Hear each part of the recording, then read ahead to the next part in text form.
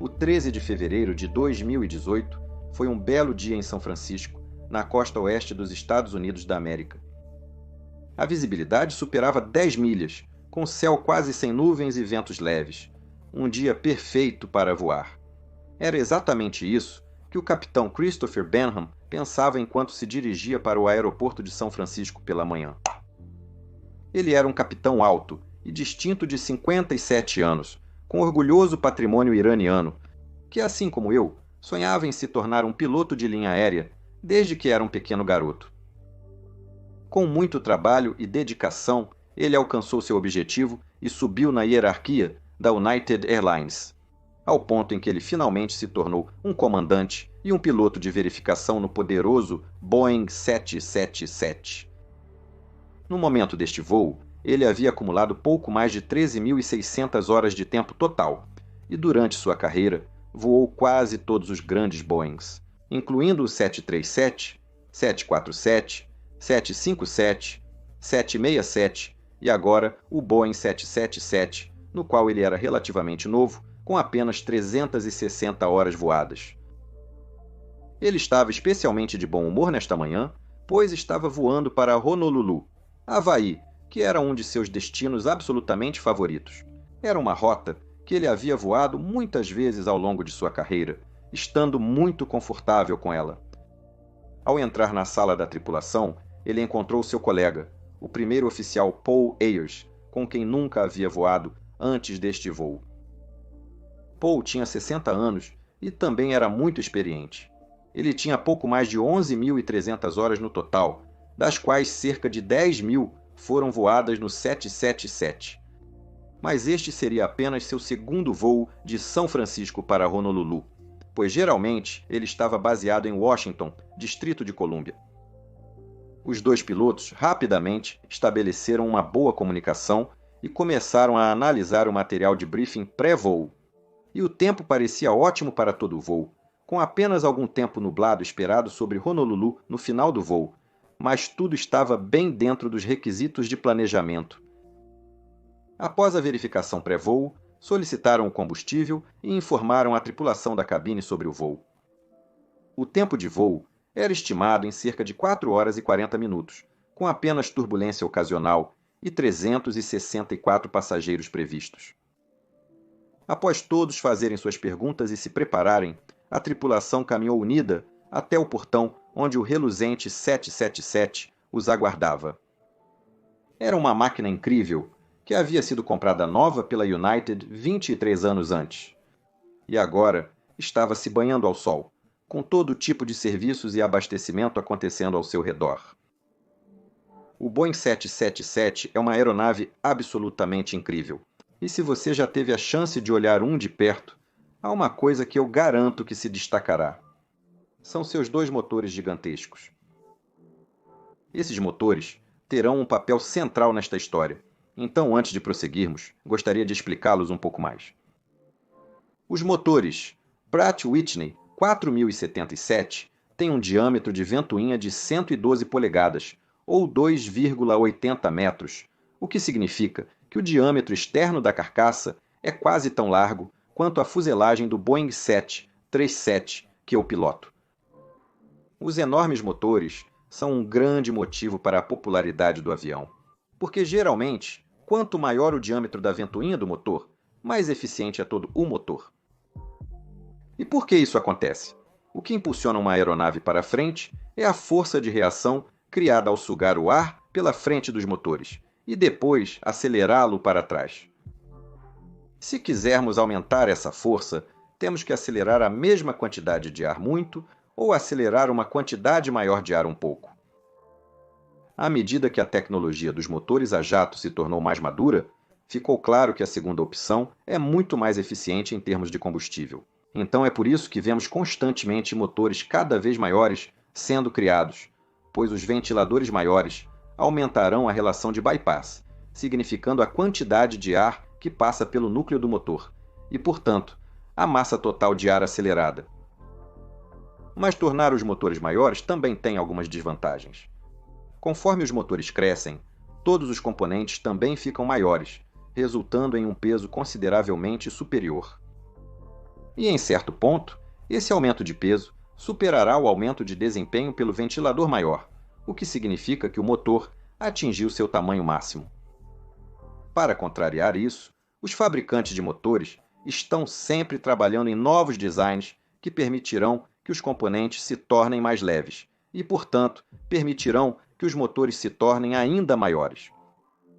No caso dos motores da série PW4000, uma das estratégias utilizadas para alcançar isso foi esvaziar as pás do ventilador de liga de titânio e, portanto, criar câmaras vazias dentro delas. Isso reduziu substancialmente o peso nas pás do ventilador de 101 centímetros, mas introduziu um problema.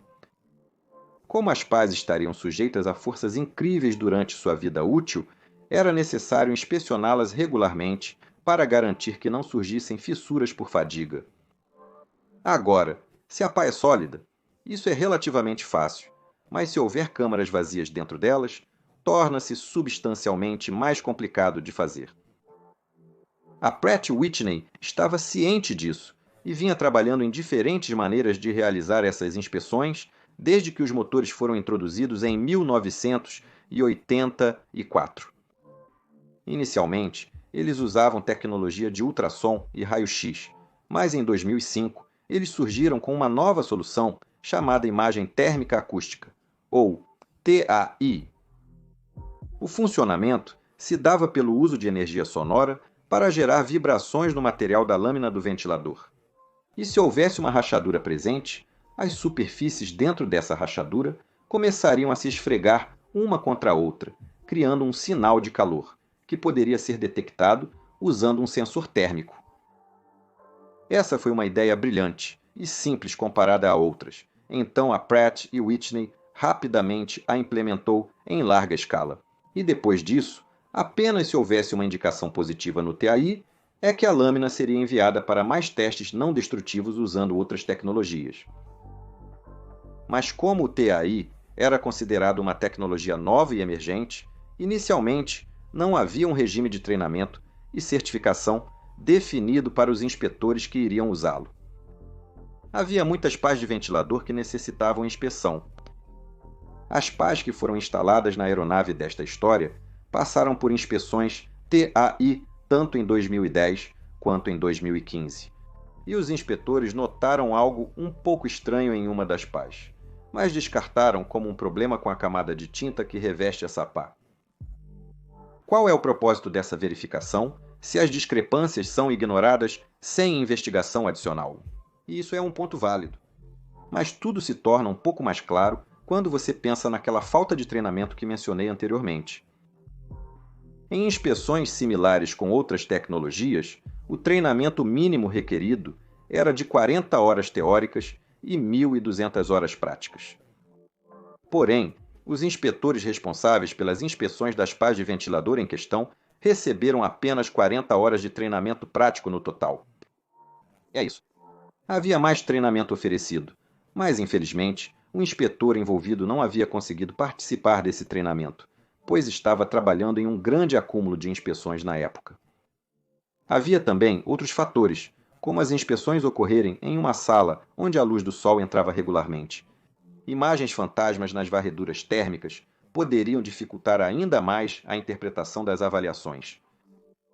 E juntos, todos esses fatores que permitiram que a pá do ventilador número 11, no motor número 2 da aeronave, desenvolvesse uma pequena rachadura dentro do buraco do espaço, perto da raiz da lâmina. Essa rachadura era completamente impossível de ver a olho nu, mas continuava crescendo cada vez mais a cada ciclo que o motor operava. Enfim, quando os pilotos deixaram as malas no cockpit, o capitão olhou o diário técnico e viu que a aeronave estava completamente limpa, sem nenhum problema técnico recente registrado. Em seguida, iniciou-se a inspeção pré-voo, sempre realizada pelo primeiro oficial na United Airlines. Então ele saiu e começou sua inspeção normal no sentido horário, verificando que todas as tampas das sondas foram removidas. Não havia vazamentos, indicações de colisões com pássaros ou outros danos nos componentes. E ele passou bastante tempo verificando cada motor para garantir que as grandes pás do ventilador não tinham danos. Mesmo pequenos danos podem causar vibrações e perda de empuxo, algo que nós, pilotos, sempre prestamos atenção. Mas tudo parecia completamente normal, então ele terminou sua inspeção e voltou para o cockpit para o restante do pré-voo. Quando os pilotos chegaram à aeronave, eles também foram encontrados por outro colega, o primeiro oficial, Ed Gagarin, que queria perguntar se ele poderia pegar uma carona com eles de volta para Honolulu. Ele tinha acabado de terminar um turno e estava ansioso para voltar para casa e descansar. Mas ele também viu que o voo estava quase totalmente reservado. Então perguntou se havia alguma chance de ele poder se juntar aos pilotos no cockpit. O capitão Benham cumprimentou-o alegremente e brincou que se ele sentasse na frente, talvez tivesse que trabalhar também. E ambos riram, sem saber o quão verdadeiro isso realmente se tornaria. Ed também mencionou que acabara de completar seu treinamento de linha, e esse é um fato que logo desempenhará um papel muito importante nesta história. Enquanto o primeiro oficial Paul inspecionava o exterior, o capitão Benham preparava a aeronave. Quando Paul retornou ao cockpit, eles iniciaram imediatamente o briefing e os preparativos para a partida.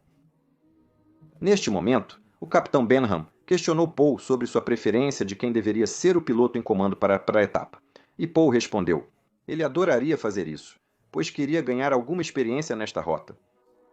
Foi isso que decidiram fazer. Logo depois, a chefe de comissários informou na cabine que todos os passageiros haviam embarcado e a tripulação estava pronta para partir. Agora havia 363 passageiros e 15 tripulantes a bordo da aeronave. Os pilotos concluíram as listas de verificação finais e o briefing para a decolagem na pista 28 esquerda. Logo após, o primeiro oficial Paul solicitou o recuo do suporte 80. Eles ligaram os motores e se dirigiram para o ponto de espera da pista. Todas as verificações foram concluídas normalmente, sem anomalias. Então, às 9h38, no horário padrão do Pacífico, após um exaustivo táxi de 38 minutos, o primeiro oficial, Paul, moveu as alavancas de empuxo e o gigante Boeing 777 começou a acelerar na pista. A decolagem e a subida inicial transcorreram sem incidentes. Após o recolhimento do trem de pouso e dos flaps, os voos foram autorizados a seguir sua rota oceânica para Honolulu, uma das rotas sobre a água mais longas e ininterruptas do mundo. Existem outras rotas que são mais longas, mas todas têm aeroportos alternativos em ilhas ao longo do caminho, enquanto o trecho entre São Francisco e Honolulu é apenas sobre a água. A aeronave subiu gradualmente até a sua altitude de cruzeiro final de 38 mil pés. Ao atingir esse nível, a tripulação iniciou o preenchimento da documentação. Então conversaram brevemente sobre experiências passadas e planos para a semana seguinte. As primeiras 3h30 do voo seguiram o padrão normal, apenas com relatórios de posição, verificações de combustível e mensagens AACARS sobre clima e vento. E o capitão Benham riu do fato de que ele já havia voado para Honolulu inúmeras vezes em sua carreira até agora. Mas ele nunca tinha visto uma camada de nuvens cobrindo solidamente de 2.000 a 33.000 pés sobre as ilhas, como eles estavam agora planejando ver. Logo, eles entraram em uma área de turbulência leve a moderada e, portanto, perguntaram ao controle de Honolulu se eles poderiam descer 2.000 pés para o nível de voo 360 para tentar sair dela. Isso foi aprovado, e o primeiro oficial Paul ajustou o painel de controle, deixando o piloto automático iniciar uma descida de cruzeiro como já havia feito milhares de vezes. Eles estavam a cerca de 200 milhas náuticas a nordeste de Honolulu, com aproximadamente 40 minutos de voo restantes, quando a rachadura na lâmina do ventilador número 11 atingiu um ponto crítico. Em um milissegundo, a enorme lâmina do ventilador se separou em um corte preciso, aproximadamente 3 centímetros acima da base. Ela disparou para fora com uma força incrível e quase imediatamente impactou a lâmina adjacente, que também se despedaçou e entrou no núcleo do motor, causando ainda mais estragos lá dentro. A lâmina do ventilador número 11 começou a se mover para frente dentro do barril protetor, e quando atingiu as bordas, criou múltiplas ondas de choque de alta energia.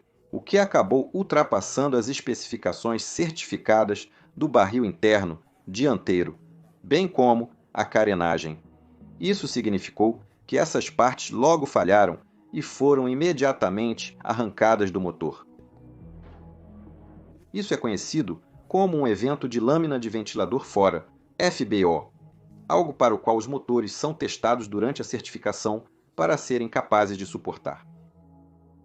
O barril protetor, diretamente ao redor das lâminas, é construído a partir de Kevlar incrivelmente durável, mas o barril dianteiro e a carenagem aerodinâmica do motor não são. Mais tarde, descobriu-se que partes da entrada do motor usadas durante os testes de certificação eram feitas de alumínio, que tinham uma maior capacidade de ceder e deformar do que o polímero reforçado com fibra de carbono. Essa parte acabou sendo usada na produção. Essa foi uma das razões descobertas para a rápida destruição das partes dianteiras, enquanto a carcaça de Kevlar permaneceu razoavelmente intacta. Mas quando as seções frontais do motor sumiram, fragmentos da lâmina do ventilador, ainda em rotação, escaparam do invólucro e atingiram a lateral da aeronave. Mas por uma incrível sorte, eles atingiram o corpo exatamente em um lugar onde um longarina, uma parte estrutural do corpo, estava localizada logo abaixo de uma das janelas dos passageiros. Isso significava que o fragmento da lâmina não perfurou a cabine, o que poderia ter sido catastrófico para o passageiro ao lado. E ainda pior, teria causado uma despressurização imediata da aeronave. Felizmente, isso não aconteceu, mas na cabine de comando, os pilotos não sabiam o que havia incapacitado a aeronave. Eles só ouviram uma enorme explosão, e então parecia que a aeronave tinha batido em uma parede de tijolos. A desaceleração foi tão severa que o capitão Benham e o primeiro oficial Ayers quase bateram suas cabeças no escudo antirreflexo. E em 1,5 segundos, a aeronave deu um tranco em uma inclinação à direita de 45 graus, enquanto também guinava bruscamente na mesma direção. Isso foi incrivelmente desorientador, pois tudo aconteceu muito rápido e literalmente veio do nada e sem nenhum aviso prévio. Em um momento, voavam tranquilamente, e no seguinte, sua aeronave estalou, rolou sobre a asa direita e tremia como se fosse se despedaçar. O capitão Benham, sendo o capitão de treinamento, percebeu imediatamente a gravidade da situação e gritou: "Eu tenho os controles!" Ele agarrou o manche com o piloto automático e o controle automático de aceleração desativados, e olhou para os displays do motor para confirmar o que pensava ser uma falha catastrófica. Quando ele fez isso, viu, para seu espanto, que os instrumentos do motor mostravam valores completamente normais. Então ele gritou: "O que aconteceu?" Para obter ajuda na identificação da falha, e o primeiro oficial, Paul Ayer, apenas respondeu: "Eu não sei, os instrumentos do motor estão normais." Pelo canto do olho, o capitão Benham viu como a velocidade do ar, que há segundos estava no máximo de 0,83, começou a diminuir rapidamente. E ele sabia que agora tinha muito pouco tempo para reagir. Seja lá o que fosse, estava vindo do lado direito, já que a aeronave estava tanto guinando quanto rolando para aquele lado. Então, instintivamente, ele empurrou o leme de direção e deu ailerons máximos para a esquerda. Ele se concentrava em manter o lado azul para cima no display de voo principal, enquanto empurrava a alavanca de empuxo esquerda ao máximo, para obter o máximo de empuxo possível para desacelerar a velocidade. Nestas altitudes, é crucial não mover os controles abruptamente, pois pode gerar ondas de choque Mach. O fato da aeronave já estar inclinada em 45 graus indicava que eles estavam experimentando força G acima do normal, o que também aumenta a má velocidade de stall da aeronave. Ed, o primeiro oficial no assento de salto, agora gritou: "Talvez tenhamos tido uma colisão em voo. Isso explicaria uma explosão, as fortes vibrações e a súbita perda de controle que estavam enfrentando no momento." Mas eles estavam a 36 mil pés e não tinham visto nada em seu sistema de alerta de colisão de tráfego. Simplesmente não deveria haver mais ninguém nessa altitude. Veja, acima de 18 mil pés. Nos Estados Unidos da América, todo o espaço aéreo é controlado com o uso obrigatório de transponder. Então, se houvesse mais alguém lá em cima, eles deveriam ter visto. Mesmo com a deflexão total, no leme de direção e no aileron, o 777 começou a rolar lentamente de volta para as asas niveladas, mas com a velocidade do ar ainda diminuindo.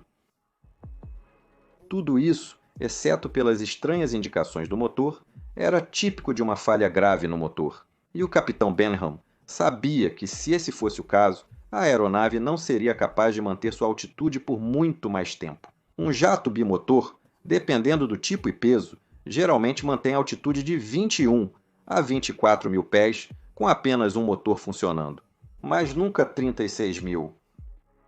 Isso significava que ele precisava começar a descer imediatamente, senão a aeronave entraria em stall e ele poderia perder completamente o controle. Além disso, tremiam tão intensamente que os pilotos mal conseguiam focar os olhos para ver os instrumentos à frente e alcançar controles específicos. Enquanto isso, um som nauseante de metal torcendo podia ser ouvido atrás deles.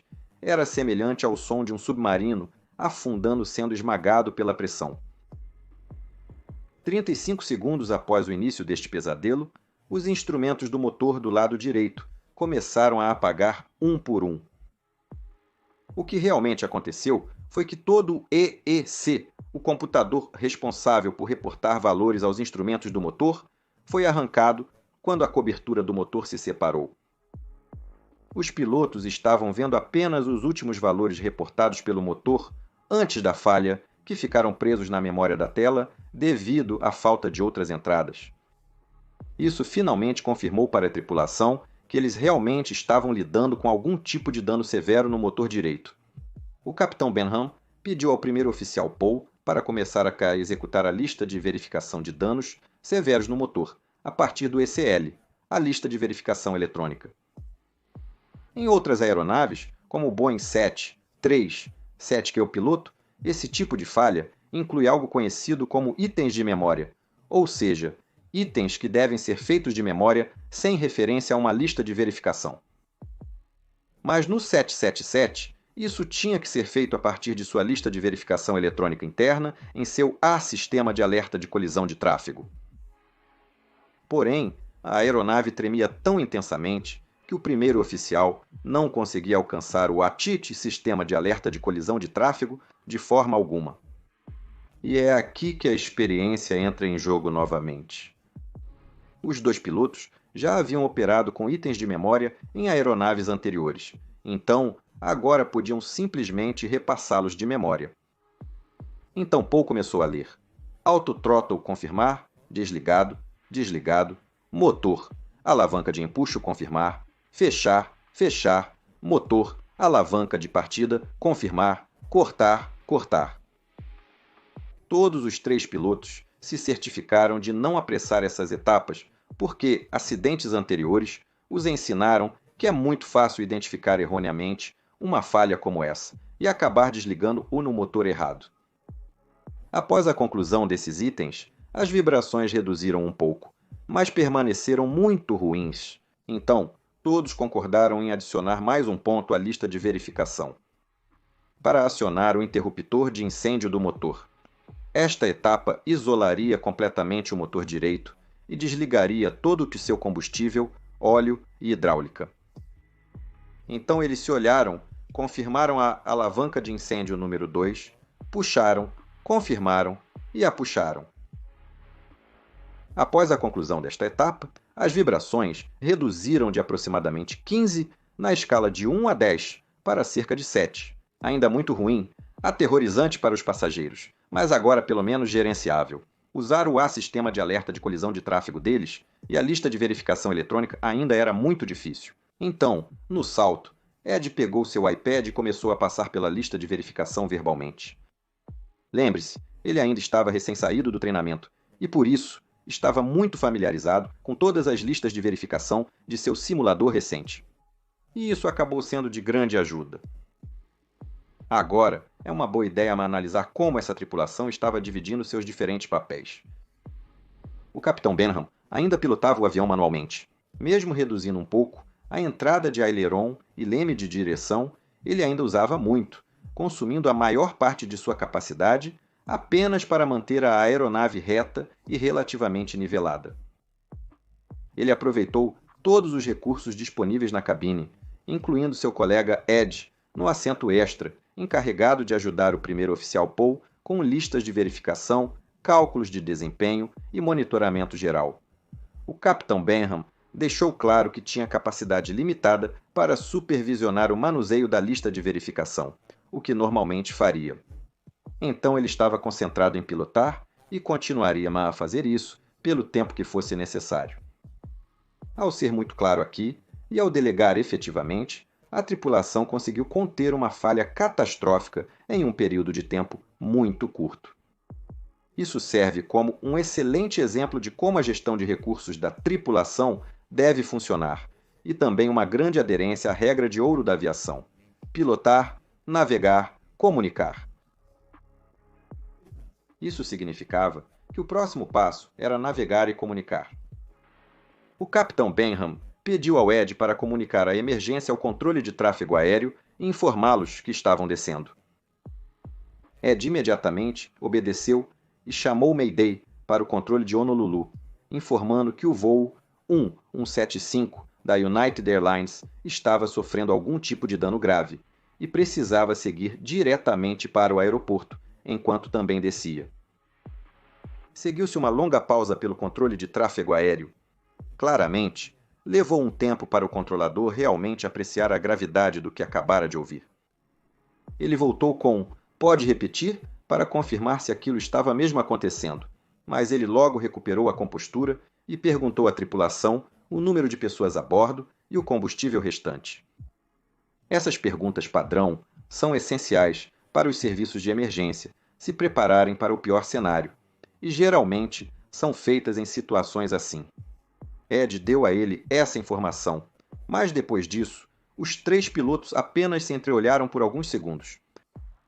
Eles acabaram de perceber que mais de 350 pessoas estavam a bordo do voo, incluindo famílias e, possivelmente, vilas inteiras, afetando a vida de milhares.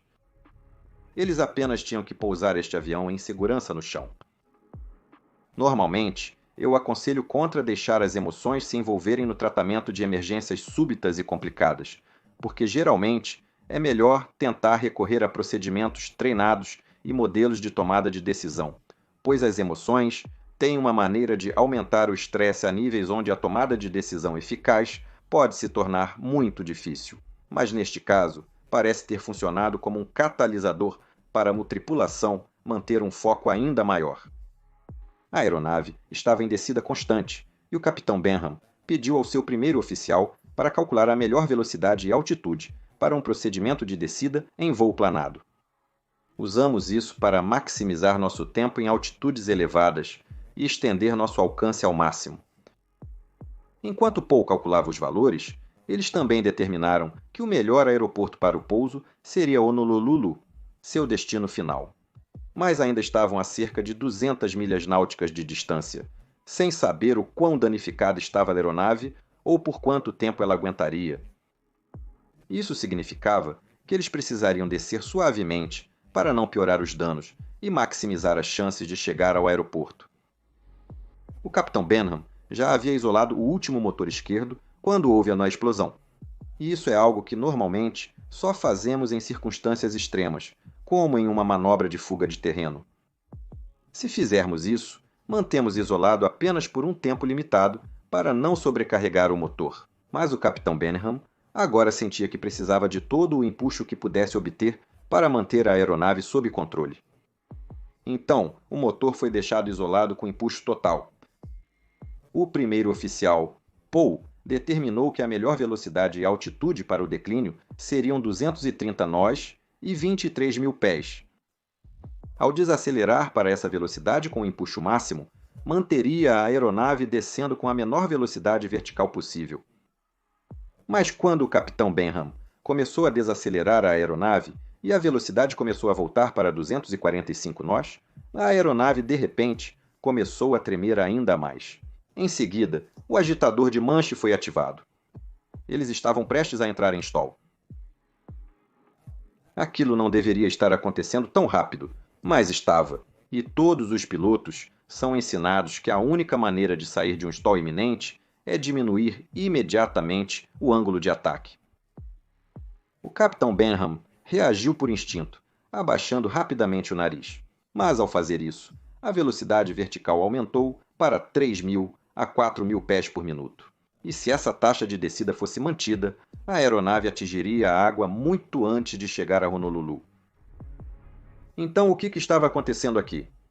Por que a aeronave estava entrando em stall a uma velocidade tão alta, onde as tabelas de descida sugeriam uma velocidade ainda menor para voar? Bem, quando essas tabelas foram feitas, elas foram calculadas com o desempenho de um único motor, mas com o motor não funcionando ainda inteiro. A tripulação estava lidando com um motor severamente danificado, sem a maioria das carenagens aerodinâmicas. Isso guiaria o ar suavemente, passando pela carenagem e depois sobre a asa. Isso significava que o fluxo de ar estava severamente interrompido sobre a asa direita, diminuindo a sustentação que essa asa poderia produzir. Foi justamente isso que causou a rolagem brusca para a direita durante a explosão. E agora também estava aumentando significativamente a velocidade de stall naquela asa que eles testavam. Mas os pilotos ainda não sabiam disso. O Boeing 777 não tem câmeras externas acessíveis a partir do cockpit. Enquanto estabilizava na aeronave a uma velocidade um pouco mais alta, entre 245 e 255 nós, o capitão Benham tomou outra decisão. Ele pediu a Ed, o primeiro oficial no assento de salto, para verificar o estado do motor na cabine e reportar. Ed assentiu e imediatamente começou a se dirigir para a parte central da aeronave, perto das asas, e alguns minutos depois, ele voltou com um vídeo verdadeiramente aterrorizante em seu celular. Nele, a escala completa do dano podia ser claramente vista, e também como o ventilador danificado ainda estava girando, com todo o do motor oscilando de um lado para o outro devido às forças aerodinâmicas incomuns que agora agiam sobre ele. Não se sabia por quanto tempo o motor ficaria conectado à aeronave, ou se os destroços soltos teriam danificado outras partes da estrutura enquanto se desintegravam. Com a velocidade do ar controlada e o agitador de manche silencioso, a taxa de descida caiu para 1.000 a 1.200 pés por minuto, enquanto a aeronave descia por volta de 33.000 pés. Neste momento, eles adentraram a densa camada de nuvens, vista durante o briefing pré-voo. Isso também implicava na perda de todas as referências visuais externas, até saírem das nuvens a cerca de 2.000 pés, esperançosamente, perto do aeroporto. Mas o que estava acontecendo atrás deles, com a tripulação de cabine e os passageiros? Essa teria sido uma experiência absolutamente aterrorizante para todos. Nos primeiros 15 minutos da emergência, os pilotos se concentraram totalmente em controlar a aeronave, garantir a segurança do motor e estabelecer uma nova faixa de voo segura. Isso significava que nenhum deles teve a chance de fazer um anúncio aos passageiros para tranquilizá-los e explicar o que estava acontecendo. Os passageiros sentados no lado direito da aeronave, perto das asas, podiam ver claramente o motor danificado balançando pelas janelas. E isso, combinado com as vibrações iniciais absolutamente extremas, provavelmente teria me assustado também se eu estivesse a bordo. Conforme a situação era gradualmente controlada, o capitão Benham pediu ao comissário-chefe para entrar no cockpit para receber um briefing dele mesmo e para projetar alguma calma na situação. Ele foi transparente e explicou que houve danos graves no motor direito e possivelmente em outras partes da aeronave que não conseguia ver. Ele também disse a ela para começar a preparar os passageiros para um possível pouso forçado no mar. Ele fez isso porque sabia que o procedimento da tripulação de cabine necessário poderia durar até 25 minutos, tempo que ele calculou ser o restante no ar. Ele também a informou que cerca de 2 minutos antes do pouso chamariam preparar, preparar, preparar. O capitão Benham não acreditava, naquele momento, que precisariam fazer um pouso forçado. mas ele não sabia como a aeronave reagiria quando reduzissem a velocidade para pousar e estendessem os flaps. E além disso, ele sabia que não haveria mal algum em preparar a cabine para o pior cenário possível. Novamente, esse é um excelente raciocínio do capitão. É sempre melhor prevenir do que remediar. Assim, a tripulação da cabine estaria ocupada com seus procedimentos, mantendo a si mesmos e os passageiros ocupados, e prepará-los mentalmente para uma possível evacuação futura, se necessário. Após este ponto, todas as comunicações com o controle de tráfego aéreo, a tripulação da cabine e os passageiros foram delegadas ao Ed, no assento de salto, para que os pilotos pudessem se concentrar apenas em pousar a aeronave em segurança. Os comissários de bordo fizeram um trabalho fantástico, cuidando dos passageiros e preparando a cabine para o pouso de emergência, enquanto Ed os atualizava periodicamente sobre o progresso. O controle de tráfego aéreo também foi excelente ao não sobrecarregar os pilotos, fornecendo apenas as informações e autorizações solicitadas, e manteve o restante do tráfego distante. Observe como todos os membros desta situação trabalharam como um grande organismo, utilizando as forças uns dos outros, mantendo todos atualizados sem sobrecarregar ninguém com informações desnecessárias. Para pilotos em formação ou qualquer pessoa, este comportamento vale a pena lembrar. Quero salientar que este cenário teria sido muito diferente de qualquer cenário que a tripulação já encontrou no simulador. Os simuladores não conseguem reproduzir o nível de vibração que eles sentiam no momento. Além disso, essa falha no motor se comportou de modo muito distinto do que é normalmente simulado. A aerodinâmica alterada do motor danificado também impactou o manuseio da aeronave. E vários sistemas, incluindo os EECs, os circuitos de incêndio e todos os automáticos foram removidos pela explosão. Mas mesmo sendo tão diferente, as centenas de horas de simulador que esses pilotos acumularam juntos, bem como as milhares de horas de experiência real de voo que compartilharam, criaram algo conhecido como resiliência. Resiliência é usar conhecimento e experiência prévios para lidar com situações completamente novas. Outros grandes exemplos de resiliência foram o milagre do Hudson e o voo Qantas 32, que já abordei neste canal. Isso, aliás, é exatamente o tipo de coisa que adoro discutir com meus patrocinadores nos encontros mensais no Zoom. Considere se juntar a nós para apoiar a mim e minha equipe e participar do nosso trabalho. De qualquer forma, o primeiro oficial Phil agora também entrou em contato com a companhia aérea via Satellite Communication e informou o oficial de operações sobre o que estava acontecendo para que a companhia aérea pudesse começar a preparar seu centro de crise. Enquanto isso, o capitão Benham continuava contando em sua cabeça se ele poderia continuar descendo com cerca de 1.000 a 1.200 pés por minuto. Com a distância e velocidade atuais, eles deveriam conseguir chegar ao aeroporto.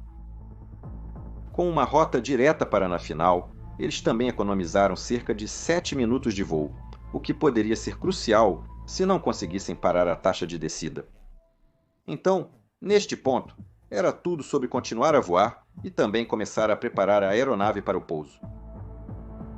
Listas de verificação incomuns começaram a surgir no sistema de alerta de colisão de tráfego da tripulação, exigindo atenção extra. Como eles voavam com empuxo máximo no motor esquerdo funcionando, ele consumiu muito mais combustível do que o esperado, o que também significava que eles estavam consumindo combustível de desvio. Além disso, isso também causou um desequilíbrio de combustível entre o tanque esquerdo e o direito, pois o motor esquerdo usava combustível apenas do lado esquerdo. Os primeiros oficiais, Paul e Ed, lidavam com tudo isso, enquanto o capitão Benham se concentrava totalmente em manter o avião danificado voando. Os dois primeiros oficiais transferiam combustível do tanque direito para o motor esquerdo, enquanto desciam passando por 10.000 pés. Nesse momento, Ed também ajustou os cintos de ombro no cinto de segurança do capitão Benham, já que ele não conseguia fazer isso sozinho devido à extrema dificuldade de manuseio que estava enfrentando. Em seguida, era o momento de começar a avisar sobre a aproximação. Então Ed pegou o clima para Honolulu, que ainda estava nublado, mas felizmente com boa visibilidade e ventos para o pouso. A aproximação de Honolulu logo os entregou a frequência da torre de Honolulu, e quando o primeiro oficial Paul os chamou, eles foram informados que poderiam esperar vetoração radar para uma aproximação ILS na pista 04 direita, mas isso não era bom. O capitão Benham e Ed, no assento de salto, conheciam o aeroporto e sabiam que a pista 04 direita era curta demais para a aproximação de alta velocidade e única direção que tinham pela frente. A pista 08 esquerda estava fechada para obras, então Paul pediu vetores para a pista 08 direita, que era longa o suficiente. Uma pista longa o suficiente, mas infelizmente sem uma aproximação ILS. Nessa pista, havia apenas uma aproximação R, navegação, baseada em sistema de posicionamento global não precisa disponível, obrigando a tripulação a voar uma aproximação manual não precisa com um motor em condições de voo por instrumentos, acompanhados por algumas das vibrações mais intensas que já haviam sentido. Um desafio e tanto. Mas o capitão Benham estava mais concentrado em chegar primeiro à pista, sem se preocupar muito com isso ainda. Ele pediu a Paul para solicitar ao controle de tráfego aéreo vetores o mais próximo possível da Terra, já que as ondas podem ser menores no lado sotavento da ilha e, portanto, mais sobrevivíveis caso eles tivessem que tentar o pouso forçado na água. Agora, isso é algo que eu acho que muitas pessoas podem não apreciar completamente. Pousar na água com um avião de passageiros deste tamanho seria uma manobra extremamente desafiadora para se realizar com sucesso. Pousar na água sempre é difícil, mas se você tem um trecho de água calma, como o Capitão Sully no Milagre do Hudson, ainda é possível. Tentar fazer isso nas ondas gigantes do Oceano Pacífico é um jogo completamente diferente, e o Capitão Benham sabia disso, então tentar sobrevoar águas mais calmas foi uma coisa realmente inteligente a fazer. O controlador de torre tentou instruir os pilotos a se nivelarem em diferentes altitudes, mas a tripulação recusou.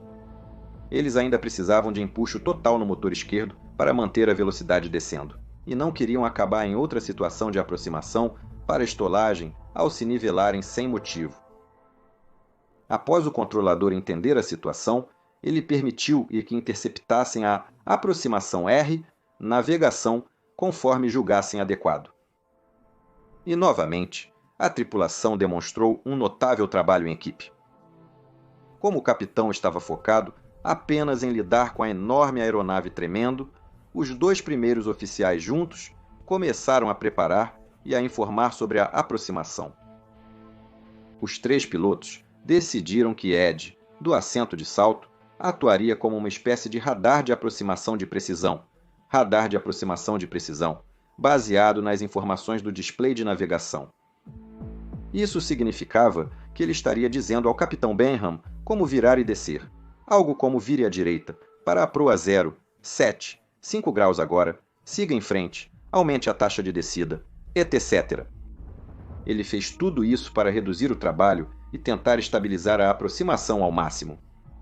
Agora, isso não é ensinado em lugar nenhum, mas é uma ótima adaptação a uma situação e o uso de recursos. E mais um motivo pelo qual é uma má ideia tentar reduzir o número de pilotos na cabine de comando. Durante a interceptação, mantiveram a aeronave propositalmente alta e rápida para assegurar energia suficiente para alcançar a pista, caso algo mais ocorresse. Lembre-se, eles ainda não tinham certeza de como a aeronave reagiria quando começassem a estender os flaps e o trem de pouso, ou se seria possível com base nos danos que tinham. Quando o primeiro oficial Paul começou a explicar o procedimento de aproximação perdida, o capitão Benham o interrompeu suavemente. Paul, não haverá aproximação perdida. Estamos usando o empuxo total no motor esquerdo só para manter a velocidade na descida. Se conseguirmos acionar os flaps e o trem de pouso, teremos apenas uma chance de pousar o avião. Se você acha que ele estava sendo muito dramático aqui, não estava. Ele havia enviado Ed antes para verificar a traseira da aeronave, pois sentia que ela não estava sendo manuseada corretamente, mesmo com o motor direito danificado. Ao retornar da segunda verificação, Ed relatou que a traseira da aeronave estava balançando violentamente de um lado para o outro, dificultando sua concentração e visão dos passageiros apavorados na parte de trás. Isso fez a tripulação suspeitar de danos adicionais na cauda, fora de sua visão. E era muito difícil dizer por quanto tempo essa aeronave se manteria inteira. Eles precisavam pousar o mais rápido possível. Agora, eles decidiram tentar pousar com 20 graus de flaps, usando uma velocidade de 145 nós na aproximação final, contanto que eles conseguissem desacelerar tanto com a aeronave ainda voando. Enquanto desciam pela aproximação estendida, começaram a desacelerar suavemente. Isso também implicaria que o capitão precisaria usar mais o leme, já que sua eficiência aerodinâmica diminui conforme a velocidade é reduzida. Eles estenderam um nível de flaps, depois 2, e felizmente a aeronave ainda estava se comportando bem. Às 12h34, horário de Honolulu, o enorme 777 rompeu as nuvens e os pilotos avistaram a pista à frente. O primeiro oficial Paul reportou a torre e foi autorizado a pousar. Os equipamentos de emergência estavam de prontidão para eles. Após 20 segundos, eles baixaram o trem de pouso e logo receberam 3 luzes verdes, indicando que estava travado. Isso foi um grande alívio para todos, pois a aeronave ainda mantinha sua velocidade razoavelmente bem, mesmo com esse arrasto adicional. Ao passar dos 500 pés, o primeiro oficial Paul chamou pelo PA: "Preparem-se, preparem-se, preparem-se", para certificar-se que passageiros e tripulação estavam prontos na posição de impacto para o pouso. Logo depois, Flaps 20 foi selecionado. Estavam a segundos do pouso. O gigante 777 finalmente passou sobre o limiar e foi imediatamente seguido pelos veículos de emergência que estavam esperando por eles. O capitão Benham agora estava em um estado de transe, e tudo o que ele conseguia se concentrar era em pousar esta aeronave suavemente para não causar mais danos. E para começar a frear, ele tinha que acertar isso. Às 12h30 e 7 minutos 15 segundos, o trem de pouso principal tocou o solo tão suavemente que alguns passageiros nem perceberam. O capitão Benham imediatamente começou a frear suavemente, e ele disse mais tarde que este foi um dos melhores pousos que ele fez em toda a sua carreira. A aeronave reduziu para a velocidade de táxi e rolou suavemente para a Taxiway Romeo Golf, parando completamente. O primeiro oficial, Paul, olhou para o capitão Benham e disse a ele: "Você pode soltar agora, capitão?" Porque ele viu que seu capitão continuava apertando os controles e as alavancas de empuxo com a mesma força dos últimos 40 minutos.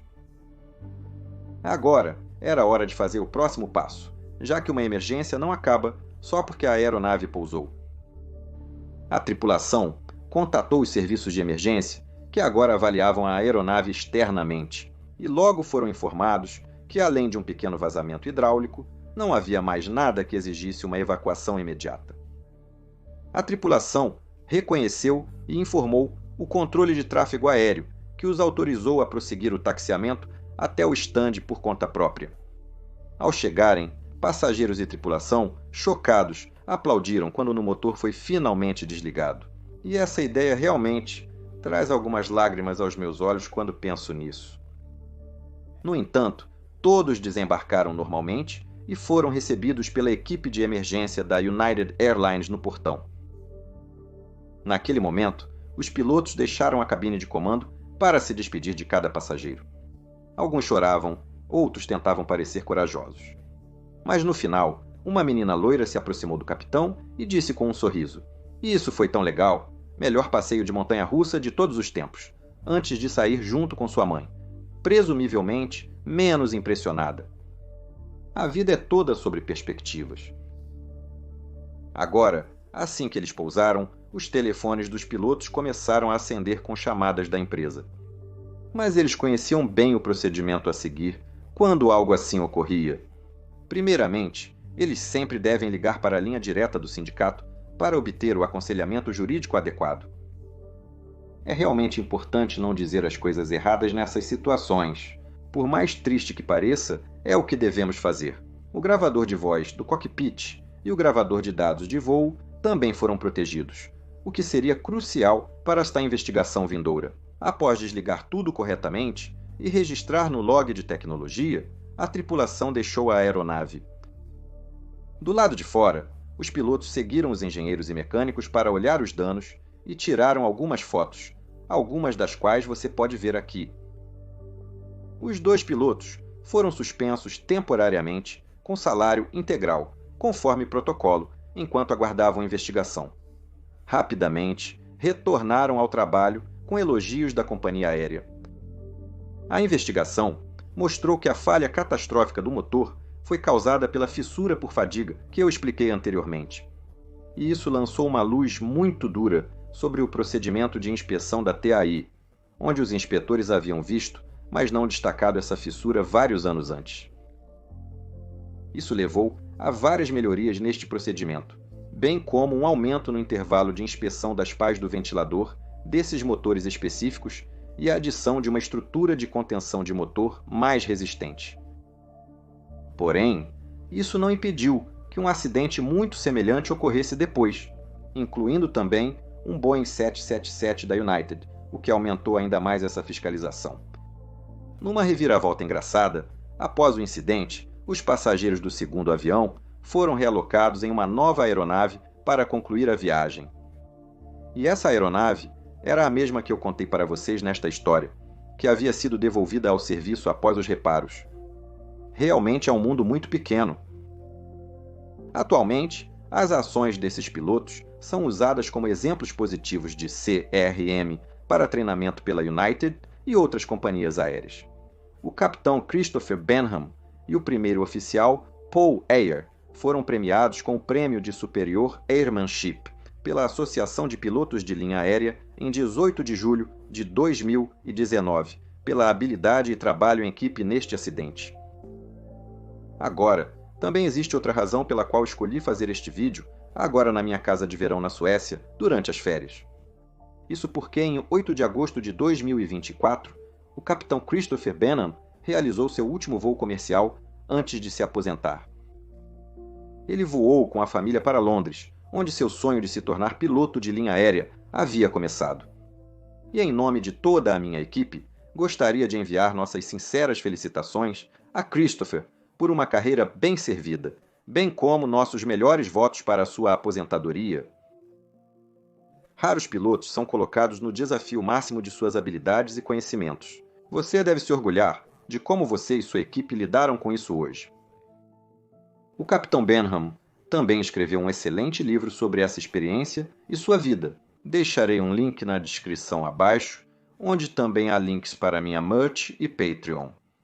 Tenha um dia fantástico onde quer que esteja e te vejo na próxima vez, ou talvez no meu próximo encontro no Patreon. Tchau, tchau!